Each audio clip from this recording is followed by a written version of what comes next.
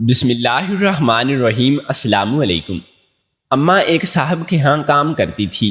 جب بھی مجھے ساتھ لے کر جاتی تو کہتی تم بیگم صاحبہ کی مالش کرو اور خبردار میرے بلانے سے پہلے کمرے سے باہر مت نکلنا۔ جانے وہ کیا خاص چیز تھی جس سے بیگم صاحبہ کی مالش کرنی ہوتی تھی۔ ایک دن بیگم صاحبہ کی طبیعت خراب ہوئی تو کہنے لگی صاحب کے کمرے سے مجھے دوا لا دو۔ میں اماں سے چوری باہر آئی اور صاحب کے کمرے کا دروازہ کھولا تو سامنے کا منظر دیکھ کر قیامت ٹوٹ گئی۔ میں اپنے کمرے میں آرام سکون سے سو رہی تھی جب اماں نے مجھے اٹھا دیا اور کہنے لگی کہ اٹھ کر تیار ہو جاؤ، آج سے تم بھی میرے ساتھ کام پر جایا کرو گی۔ میں نے جھٹ سے آنکھیں کھولیں اور اماں کو پوچھا کہ یہ تم کیا کہہ رہی ہو؟ ماں، میں بھی کام پر جایا کروں، لیکن کیوں؟ اماں کہنے لگی کہ ہاں، اصل میں صاحب کی بیگم کا ایکسیڈنٹ ہو گیا تھا اور ان کو کمر میں بہت شدید چوٹ لگی ہے، تو ان کی دیکھ بھال کے لیے ان کو ایک ملازمہ کی ضرورت ہے۔ میں نے سوچا کہ کوئی اور بھی تو آ کر کام کرے گی اور تنخواہ لے گی، تو بھی میرے ساتھ ہی جایا کرے گی، تو اس بہانے سے تجھے بھی تنخواہ مل جائے گی۔ میں گھر کا کام کر لیا کروں گی اور تم بیگم صاحبہ کو سنبھال لیا کرنا۔ اماں کی بات سن کر میں نے حامی بھر لی، کیونکہ پہلے بھی میں کبھی کبھی اماں کے ساتھ کام کرانے چلی جایا کرتی تھی۔ میری اماں کو میں نے ہوش سنبھالتے ہوئی کام پر کرتے دیکھا۔ میرے باپ کا تو کچھ اتا پتہ ہی نہیں تھا، اور اس کا جب سی چاہتا وہ گھر آ کے کچھ دن رہتا، جب دل کرتا تو یہاں مرضی چلا جاتا۔ میری ماں نے ہی شروع سے ہی ہم بہن بھائیوں کو محنت کر کے پال پوس کر جوان کیا۔ میں 16 سال کی ہو چکی تھی اور مجھے پڑھنے کا بے حد شوق تھا، لیکن میں جانتی تھی کہ ہمارے گھر کے حالات اس قابل نہیں کہ میں پڑھ سکوں۔ اب اماں نے مجھے اپنے ساتھ لے جانے کی بات کی تو میں نے یہی سوچ کے حامی بھر لی کہ میں یہ اپنی تنخواہ کیسے پیسے جوڑوں گی اور پھر کسی کالج میں داخلہ لے لوں گی۔ میں ماں کے ساتھ اس بنگلے میں چلی گئی جہاں وہ کام کرتی تھی۔ اماں جاتے ہی مجھے کمرے میں لے گئی۔ وہاں صاحب کی بیگم یعنی کہ مالکن لیٹی ہوئی تھی۔ اماں نے مجھے ایک خاص قسم کی جڑی بوٹی دی اور کہا کہ تم نے اس سے بیگم صاحبہ کی کمر پر مالش کرنی ہے۔ یہ تو آسان کام تھا۔ میں خوش ہو گئی کہ چلو اچھی بات ہے کہ مجھے زیادہ محنت والا کام نہیں کرنا پڑا۔ بیچاری بیگم صاحبہ کی حالت واقعی بہت بری تھی، اس سے تو بستر سے ہلا بھی نہیں جاتا تھا۔ مجھے دیکھ کر وہ بھی کافی خوش ہو گئی تھیں۔ میں نے یہ بھی دیکھا کہ بیگم صاحبہ سے بولا بھی ٹھیک سے نہیں جا رہا تھا، بڑی مشکل سے وہ اشاروں میں بات کر رہی تھی۔ ابھی میں بیگم صاحبہ اور ان کے کمرے کا جائزہ لے ہی رہی تھی کہ اماں نے مجھے گھور کر دیکھا اور کہا کہ تجھے جو کام کہا ہے وہ کر۔ میں بیگم صاحبہ کی کمر کی مالش کرنے لگی اور اماں گھر کے کام کی صفائی کے لیے باہر چلی گئی۔ آدھے گھنٹے بعد میں مجھے پیاس لگی تو میں نے بیگم صاحبہ کو بتایا کہ میں ذرا باہر پانی پینے چلی جاؤں، تو مجھے اشارے سے کہنے لگی کہ ہاں تم چلی جاؤ۔ میں اس گھر میں پہلے نہیں آئی تھی، اسی لیے مجھے نہیں پتا تھا کہ کچن کہاں ہے۔ میں ادھر ادھر کچن دیکھنے کے لیے آگے بڑھتی جا رہی تھی کہ اچانک مجھے اماں کی پکار پر رکنا پڑا۔ پیچھے مڑ کر دیکھا تو ماں غصے سے مجھے گھور رہی تھی۔ مجھے بازو سے پکڑ کر وہ دوبارہ مالکن کے کمرے کے سامنے لائی۔ کہنے لگی کہ خبردار تو میرے بغیر بلائے اس کمرے سے باہر بھی نکلی تو صاحب نے اگر دیکھ لیا تو ہم دونوں کی شامت آ جائے گی، تو یہ سمجھ لے کہ جب تک تو اس گھر میں مالکن کی خدمت کے لیے ہے تو اس کمرے میں ہرگز بھی قدم سے باہر نہیں رکھے گی، جب تک میں اجازت نہ دے دوں۔ جب تک میں آواز نہ دوں تم کمرے سے باہر نہیں نکلو گی، یہ بات ذہن میں بٹھا لو۔ میں نے حیران ہو کر پوچھا کہ اماں ایسی کیا بات ہے کہ میں کمرے سے باہر بھی نہیں نکل سکتی؟ تمہیں پتہ ہے کہ میں ایک جگہ ٹک کر نہیں رہ سکتی۔ اماں نے مجھے سختی سے گھورتے ہوئے جواب دیا کہ یہاں پر تمہیں ٹک کر ہی رہنا پڑے گا۔ بیگم صاحبہ کی خدمت سے فارغ ہو جاؤ تو وہیں پر کچھ دیر کے لیے بیٹھی رہنا، جب تک میں اپنے کاموں سے فارغ نہ ہو جاؤں۔ اماں مجھے دوبارہ مالکن کے کمرے میں بھیج کر وہاں سے چلی گئی اور میں حیران رہ گئی کہ آخر ایسی بھی کیا نوبت آ گئی ہے کہ میں اس کمرے سے باہر بھی نہ جاؤں۔ بیگم صاحبہ مجھے دیکھ کر پوچھنے لگی کہ تم پانی پی آئی ہو؟ اب میں اس کو کیا بتاتی کہ میری اماں نے یہاں پر رہنے کے لیے مجھے کیا شرط عائد کی ہے۔ میں اب روزانہ اماں کے ساتھ صبح یہاں پر آ جاتی تھی۔ اماں اپنے کاموں میں لگ جاتی تھی اور میں مالکن کے کمرے میں چلی جاتی۔ میں مالکن کی مالش کرتی، ان کا منہ ہاتھ دھلا کر ناشتہ وغیرہ کرواتی اور پھر سارا دن وہیں بیٹھی بور ہوتی رہتی۔ دوپہر کے قریب اماں کے کام ختم ہوتے تو ہم دونوں گھر کے چلی جاتی۔ میں سوچتی تھی کہ جانے میرے بعد مالکن کو کون سنبھالتا ہوگا، کیونکہ میں نے تو وہاں پر اور کوئی ملازمہ نہیں دیکھی تھی۔ ایک دو بار میں نے مالکن سے بھی پوچھنے کی کوشش کی تھی مگر وہ چپ رہ گئی، انہوں نے کوئی جواب نہیں دیا۔ تو میں نے پھر بھی دوبارہ یہ سوال کرنا چاہا۔ مجھے بیگم صاحبہ کی سمجھ نہیں آتی تھی کہ وہ بھی عجیب ہی عورت تھیں، کبھی تو بہت اچھی ہو جاتیں اور کبھی ایسے ہو جاتیں کہ جیسے مجھے پہچانتی ہی نہ ہو، حالانکہ میں اس کی بہت دل سے خدمت کرتی تھی۔ لیکن پھر میں نے یہی سوچا کہ وہ بیچاری بیمار ہے، بستر پر ہے، تو ایسے حالات میں انسان چڑچڑا ہو جاتا ہے۔ مجھے وہاں پر آتے ہوئے تقریباً 1 ہفتہ ہو گیا تھا، لیکن میں نے ابھی تک صاحب کو دیکھا نہیں تھا۔ میں صرف بیگم صاحبہ کے کمرے تک ہی محدود تھی، یہاں تک کہ میرا بہت ہی جی چاہتا تھا کہ میں اس محل میں جیسے گھر میں گھوموں پھروں اور دیکھوں کہ یہ گھر کیسا ہے، لیکن اماں کی طرف سے ہدایت تھی کہ میں ہرگز بھی اس کمرے سے باہر نہیں نکلوں گی۔ اماں نے جو جڑی بوٹی مجھے دی تھی، میں اس کو ایک کریم میں مکس کر کے مالکن کی کمر پر مالش کرتی تھی، لیکن 1 ہفتہ ہو گیا اور مجھے تو کوئی خاص فرق نہیں لگ رہا تھا۔ میں نے اگلے دن اماں سے کہا کہ اماں، تم نے مجھے کیا وعدہ کیا تھا کہ جڑی بوٹی دے دی ہے، مالکن کو تو اس سے کوئی فرق ہی نہیں پڑ رہا۔ تو اماں مجھے ڈانٹ کر کہنے لگی کہ تم زیادہ باتیں مت کیا کرو، زیادہ سوچا کرو، یہ ہمارے تمہارے سوچنے کا کام نہیں ہے۔ وہ جڑی بوٹی مجھے صاحب نے دی تھی اور انہیں شاید ڈاکٹر نے کہا کہ اس کو اس کریم میں مکس کرنا ہے، تو تم وہی کرو جو تمہیں کہا گیا ہے۔ میں اماں کی بات پر چپ رہ گئی کہ اماں ٹھیک ہی کہہ رہی ہوں گی۔ بیگم صاحبہ کے کمرے میں سارا دن رہنا ایک عذاب سے کم نہیں تھا، کیونکہ میں جب ان کی مالش کرتی تو وہ تھوڑی دیر بعد ہی سو جاتی تھی۔ میں اکیلے کمرے میں صوفے پر بیٹھی بیٹھی تھک جاتی تھی۔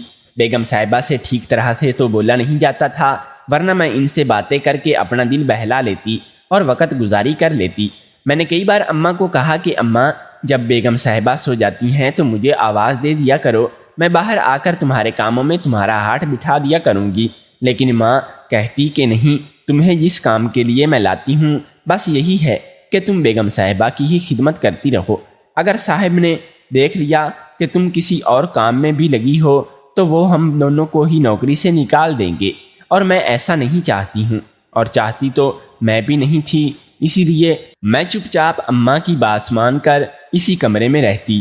اگر صاحب ہمیں نوکری سے نکال دیتے تو مجھے تنخواہ بھی نہ ملتی اور میرے خواب ادھورے رہ جاتے، اسی لیے دل پر پتھر رکھ کر میں وہیں پر قید رہتی۔ ایک دن ایسا ہوا کہ میری طبیعت نہیں ٹھیک تھی، تو میں نے اماں کو کہا کہ ماں، آج میں کام پر نہیں جا سکتی، تم خود ہی آج سب دیکھ لینا۔ تو اماں مجھے کہنے لگی کہ آج تو ہر حال میں جانا ہی ہے، آج صاحب بھی گھر میں ہوں گے، ہم چھٹی نہیں کر سکتے۔ میں نے بہت کہا کہ اب چھوٹی بہن کو لے جاؤ اگر اتنا ہی ضروری ہے، مگر اماں تو مجھے ہی ساتھ لے جانے پر مصر تھی۔ آخر کار مجھے اماں کی وجہ سے جانا پڑا، اور میں بیماری کی حالت میں بھی اس کے ساتھ کام پر آ گئی۔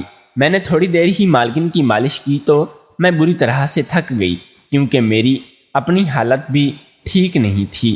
مالکن کو بھی سمجھ آ رہا تھا کہ میں بیمار ہوں، تو اس نے مجھے اشارے سے کہا کہ تم آج چھٹی کرو اور گھر چلی جاؤ۔ میری آنکھوں کے آگے اندھیرا آ رہا تھا اور مجھ سے کھڑا بھی نہیں ہوا جا رہا تھا، اس لیے میں نے سوچا کہ مجھے واقعی چھٹی کر کے گھر چلے جانا چاہیے۔ میں بے اختیار کمرے سے باہر آ کر اماں کو ڈھونڈنے لگی۔ اماں مجھے ایک کمرے میں صفائی کی غرض سے جاتی نظر آئی تھی، تو میں اماں کے پیچھے چلی گئی۔ اس سے پہلے کہ اماں دروازہ کھول کر اندر چلی جاتی، میں نے انہیں روک لیا۔ اماں تو مجھے دیکھ کر یکدم پریشان ہو گئی، سرگوشی میں پوچھنے لگی کہ تم یہاں پر کیا کر رہی ہو؟ کمرے سے واپس آؤ جلدی۔ اتنی دیر میں صاحب بھی کمرے سے نکل آئے۔ میں نے صاحب کو پہلی بار دیکھا تھا اور مجھے بالکل پسند نہیں آئے تھے، کیونکہ انہوں نے کمرے سے باہر آتے ہی مجھے جھڑکنا شروع کر دیا تھا۔ میری ماں سے کہنے لگے کہ یہ تمہاری بیٹی ہے، اسی لیے میں اس کو پہلا اور آخری موقع دے رہا ہوں، کوئی اور ہوتا تو میں اس کو نوکری سے نکال چکا ہوتا۔ جب میں نے کہا تھا کہ 1 منٹ کے لیے بھی میری بیوی سے دوری نہیں ہوگی، تو پھر یہ یہاں پر کیا کر رہی ہے؟ میں نے کہنا چاہا کہ میری طبیعت نہیں ہے ٹھیک، لیکن کوئی میری سن ہی نہیں رہا تھا۔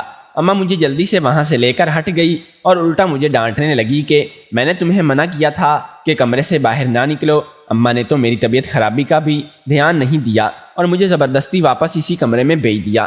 یہ سب مجھے اچھا نہیں لگا اور مجھے عجیب سے خیالات بھی آ رہے تھے کہ آخر کمرے میں ہی رہنے کا کیا جواز بنتا ہے؟ صاحب کو کیوں نہیں چاہتے کہ 1 منٹ کے لیے بھی کمرے سے باہر نہ نکلوں؟ اور حیرانی والی بات تو یہ تھی کہ وہ گھر پر ہوتے ہوئے بھی کبھی اپنی بیوی کے پاس بھی نہیں آئے تھے۔ مجھے اماں کی باتیں بھی اب جھوٹ لگتی تھیں۔ اماں کہتی کہ صاحب اپنی بیگم سے بہت پیار کرتے ہیں، مگر مجھے تو ایسا کچھ بھی نہیں لگتا تھا۔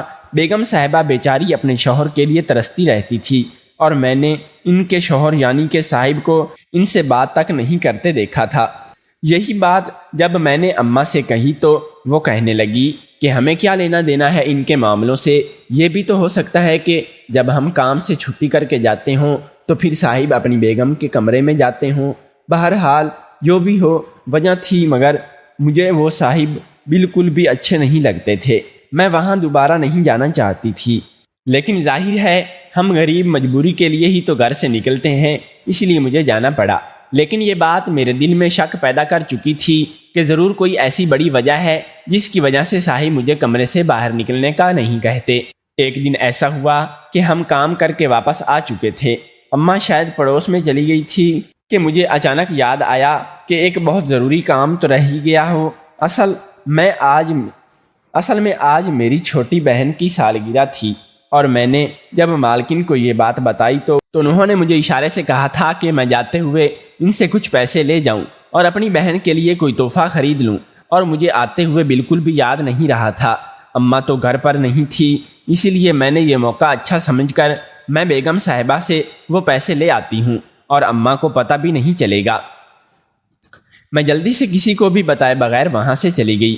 چوکیدار مجھے دیکھ کر کافی حیران ہوا، اور مجھے زیادہ حیرانی ہوئی کہ وہ مجھے اندر ہی اندر جانے دیکھ رہا تھا۔ میں نے کہا کہ یہ کیا بات ہوئی، مجھے تو ضروری کام ہے تو میں تو اندر جاؤں گی۔ میں اسے پیچھے کر کے زبردستی اندر چلی گئی۔ وہ مسلسل اونچی آواز میں مجھے پکارتے ہوئے پیچھے آ رہا تھا۔ میں نے لاؤنج میں قدم رکھتے ہی ایک عجیب منظر دیکھا۔ بیگم صاحبہ کے کمرے سے تو اماں نکل رہی تھی۔ میں ماں کو دیکھ کر مشکوک ہو گئی اور شک کرتے ہوئے پوچھا کہ اماں تم یہاں پر کیا کر رہی ہو؟ اماں بھی گھبرا گئی تھی، اس سے جواب نہیں بن پا رہا تھا۔ وہ مجھے کیا جواب دے گی؟ صاحب بھی اپنے کمرے سے باہر نکل آئے۔ مجھے یہ معاملہ کچھ گڑبڑ ہوتا سا محسوس ہو رہا تھا۔ میری ماں کا بغیر بتائے یہاں آنا کوئی تو بڑی وجہ تھی۔ خیر میں نے اماں پر اپنا شک ظاہر نہیں کیا اور اماں کے ساتھ گھر واپس آ گئی۔ میں ہرگز بھی وہ سوچنا نہیں چاہ رہی تھی جو میرے دماغ میں آ رہا تھا، لیکن میری جگہ کوئی بھی ہوتا تو انہی حالات و واقعات سے وہ یہی نتیجہ اخذ کرتا کہ ضروری میری اماں اور صاحب کے بیچ میں کچھ چل رہا ہے۔ اب مجھے یہ پتہ کرنا تھا کہ اصل معاملہ کیا ہے۔ میں نے اماں کو صاحب پر نظر رکھنے کی شروع کر دی، اور مجھے کوئی دفعہ ایسا محسوس ہوا کہ وہ آپس میں اشاروں میں کنایوں میں بات کرتے ہیں۔ شاید یہی وجہ تھی کہ اماں مجھے اس کمرے سے باہر نہیں نکلنے دیتی تھی تاکہ میں ان کی کوئی بھی چوری نہ پکڑ لوں، بلکہ مجھے تو ایسے لگنے لگا تھا کہ جیسے اماں جان بوجھ کر مجھے اس کمرے میں قید رکھتی ہے۔ میں پہلے تو کبھی اتنا نوٹ نہیں کیا تھا، کیونکہ پہلے بھی اکثر ایسا ہوتا تھا کہ جب میں اور اماں کام سے واپس آ جاتے تو وہ دوبارہ گھر سے چلی جاتی تھیں۔ کبھی کہتی تھیں کہ پڑوسن کے ہاں جا رہی ہوں، تو کبھی کسی اور بہانے سے، لیکن شک میں نہیں دیکھا تھا۔ لیکن میں نے پہلے کبھی اماں پر شک کرنے کا سوچا بھی نہیں تھا۔ مجھے تو یہی ہوتا تھا کہ وہ پڑوس تک ہی گئی ہوگی، لیکن اب اسے وہاں دیکھ کر میں سمجھ گئی تھی کہ اماں روزانہ مجھے گھر چھوڑ کر دوبارہ وہیں جاتی ہیں۔ لیکن مالکن نے مجھے یہ سب کیوں نہیں بتایا تھا؟ میں مالکن کی طرف سے بہت پریشان تھی، کیونکہ مجھے 1 مہینہ ہو گیا تھا اس کی خدمت کرتے ہوئے، لیکن حالت میں فرق نہیں آ رہا تھا۔ حالانکہ ڈاکٹر باقاعدگی سے چیک اپ کرتی آتی تھی۔ اب تو مجھے اس جڑی بوٹی پر بھی یقین نہیں رہا تھا جس کو کریم میں مکس کر کے مالش کرنی ہوتی ہے۔ میں نے اپنے اندازے سے تصدیق کی خاطر اماں کو کہا کہ اماں میں آج کے بعد اس جڑی بوٹی سے مالکن کی مالش نہیں کروں گی، کیونکہ اس سے کوئی فرق نہیں پڑ رہا۔ میں ڈاکٹر سے مشورہ لے لوں گی اور ان کے لیے کون سی کریم صحیح رہے گی۔ اماں مجھے ڈانٹتے ہوئے کہنے لگی کہ تمہیں کیا لگتا ہے، تمہیں مالکن کی صحت کتنی پرواہ کرنے کی ضرورت نہیں ہے۔ اس کا شوہر ہے تو ہمیں کیا ضرورت پرواہ کرنے کی، وہ ٹھیک ہو جائے گی، ہمیشہ اس سے کوئی مسئلہ نہیں ہونا چاہیے۔ تم یہ دیکھو کہ تمہیں پوری تنخواہ مل رہی ہے نا، تو بس اسی میں خوش رہو۔ میرا اندازہ ٹھیک ثابت ہوا کہ اماں چاہتی ہی نہیں تھی کہ مالکن صحیح ہو، ایک خیال میرے دماغ میں یہ بھی آ رہا تھا کہ شاید اماں اب اس گھر کی مالکین بننے کے خواب تو نہیں دیکھ رہی، مگر پھر میں اپنے آپ کو جھٹلا دیتی کہ میری ماں ایسا تو نہیں کر سکتی۔ کچھ دنوں بعد بات کی تھی کہ میں کمرے میں بیگم صاحبہ کی مالش کر رہی تھی کہ اچانک بیگم صاحبہ کی طبیعت خراب ہونے لگی۔ اس کو جھٹکے سے لگنے لگے اور اس کے ہاتھ پیر کانپنے لگے۔ میں اس کی یہ حالت دیکھ کر بہت ہی زیادہ گھبرا گئی تھی اور مجھے سمجھ نہیں آیا کہ میں کیا کروں گی۔ بیگم صاحبہ مجھے اشارے سے دوا کا کہنے لگی تو میں نے پوچھا کہ کون سی دوا؟ اس نے اشارے سے کہا کہ صاحب کے کمرے میں ایک دوا ہے، وہاں سے دوا لا دو۔ تو میں سوچ میں پڑ گئی کہ میں اس کمرے سے باہر نکلوں یا نہیں۔ اگر ماں نے مجھے اس کمرے سے باہر نکلتے دیکھ لیا تو وہ میری شامت آ جاتی، کیونکہ کمرے سے باہر نکلی تو میرے مہینے کی تنخواہ مجھے نہیں دے گی۔ کچھ پل میں سوچتی رہی، لیکن پھر یہی سوچا کہ ایک انسانی جان کی اہمیت میری تنخواہ سے تو زیادہ نہیں ہے۔ زیادہ سے زیادہ بات کر لے گی، ڈانٹے گی یا تو ڈانٹ لے گی۔ پھر میں یہ سوچ کر جلدی سے اس کمرے سے باہر نکل آئی۔ باہر نکل کر دیکھا تو اماں مجھے کہیں بھی نظر نہیں آ رہی تھی۔ میں صاحب کے کمرے کی طرف بڑھ گئی۔ صاحب کے کمرے سے مجھے باتوں کی آواز سنائی دے رہی تھی، لیکن میں بہت گھبرائی ہوئی سی، اسی لیے دستک دیے بغیر ہی میں نے صاحب کے کمرے کا دروازہ کھول دیا۔ اندر کا منظر دیکھ کر میرے سر پر تو قیامت ٹوٹ پڑی، میرے قدموں تلے سے زمین نکل گئی۔ میں نے تو کبھی بھی ایسا منظر توقع بھی نہیں کیا تھا۔ اس کمرے میں صاحب ایک عورت کے ساتھ تھے اور اس عورت کو پہچاننے میں مجھے ایک لمحے کی بھی دیر نہیں لگی تھی۔ وہ بیگم صاحبہ کے ڈاکٹر تھی جو ہر ہفتے ان کے چیک اپ کے لیے آتی تھیں، اور اس کو اس حالت میں یہاں صاحب کے ساتھ دیکھ کر میں دنگ رہ گئی تھی۔ میں نے کیا سوچا تھا اور یہ مجھے کیا دیکھنے کو مل رہا تھا؟ اگر یہ عورت صاحب کو ساتھ لے جاتی تو پھر میری اماں کہاں تھی؟ لیکن ابھی یہ سب سوچنے کا وقت نہیں تھا۔ مجھے بیگم صاحبہ کی دوا چاہیے تھی، اس لیے میں نے جلدی سے دروازے میں سے دوا لی اور واپس پلٹ کر کمرے کی طرف دوڑ گئی۔ جاتے ہی وہ گولی بیگم صاحبہ کی زبان کے نیچے رکھی تو تھوڑی دیر بعد اس کی طبیعت ٹھیک ہو گئی اور وہ سو گئی۔ اتنے میں اماں بھی میرے پاس آ گئی اور کہنے لگی کہ تجھے کیا ضرورت تھی کمرے سے باہر نکلنے کی؟ میں نے منع بھی کیا تھا نا۔ میں نے کہا کہ اماں مجھے تم بالکل سچ بتا دو کہ یہ سب کیا چل رہا ہے، صاحب کا اس ڈاکٹر سے کیا تعلق ہے اور تمہارا اس کھیل میں کیا کردار ہے، کیونکہ مجھے لگ رہا ہے کہ تم بھی کہیں نہ کہیں اس کھیل میں شامل ہو۔ اماں کہنے لگی کہ میں تمہیں سب بتاتی ہوں۔ اصل میں بیگم صاحبہ کے ایکسیڈنٹ کے بعد صاحب کا رویہ ان سے بدلنے لگا، کیونکہ وہ ایک معذور بیوی کے ساتھ رہنا نہیں چاہتے تھے، بلکہ ان کا تو بیگم صاحبہ کے ایکسیڈنٹ سے پہلے بھی افیئر چل رہا تھا۔ جو ڈاکٹر یہاں پر بیگم صاحبہ کا چیک اپ کرنے آتی ہے، اصل میں وہی صاحب کے ساتھ ہوتی ہے۔ مجھے صاحب نے کہا تھا کہ تم اپنی بیٹی کو مالش کے لیے بلا لو، کیونکہ وہ نہیں چاہتے تھے کہ ان کا یہ راز اور کسی کو پتہ چلے۔ صاحب نے مجھے زبان بند رکھنے کے لیے بہت سارے پیسے دیے تھے اور کہا تھا کہ ان کے افیئر کے بارے میں بیگم صاحبہ کو یا کسی اور کو بھی پتہ نہیں چلے۔ وہ ڈاکٹر اسپتال سے زیادہ یہاں پر صاحب کے کمرے میں پائی جاتی تھی، اسی لیے تمہیں صرف بیگم صاحبہ کے کمرے تک ہی محدود رکھتی تھی تاکہ تم باہر نہ نکلو اور تمہیں اس سب کے بارے میں پتہ نہ چلے۔ میں اسی کھیل کا ایک خاموش کردار ہوں، کیونکہ میں نے زبان بندی کے لیے پیسے لیے تھے۔ میں نے اماں کو کہا کہ آپ کو تو ایسا نہیں کرنا چاہیے تھا، آپ ایک عورت ہو کر ایک عورت کا گھر کیسے تباہ کر سکتی ہیں؟ وہ ڈاکٹر اور صاحب تو چاہتے ہی نہیں تھے کہ بیگم صاحبہ کبھی ٹھیک ہو، اسی لیے وہ جان بوجھ کر وہ جڑی بوٹی مجھے دی تھا تاکہ اس کو کوئی انہیں فرق نہ پڑے اور وہ ٹھیک ہو جائے۔ اماں کہنے لگی کہ اب میں اتنی بھی بری نہیں ہوں، صاحب کو دکھانے کی خاطر بے شک میں تمہیں جڑی بوٹی دی تھی، لیکن بعد میں یہاں آ کر روزانہ 2 گھنٹے اچھے سے بیگم صاحبہ کی مالش کرتی ہے، اور اس بات کی خبر میں صاحب کو بھی نہیں ہونے دیتی تھی۔ میں یہاں پر آتی ہوں اور وہ تو اس دن تم آ گئی تھی تو انہیں بھی سب پتہ چل گیا تھا، لیکن میں نے انہیں بہانہ بنا دیا تھا کہ میں یہاں پر اپنی ایک چیز لینے آئی ہی۔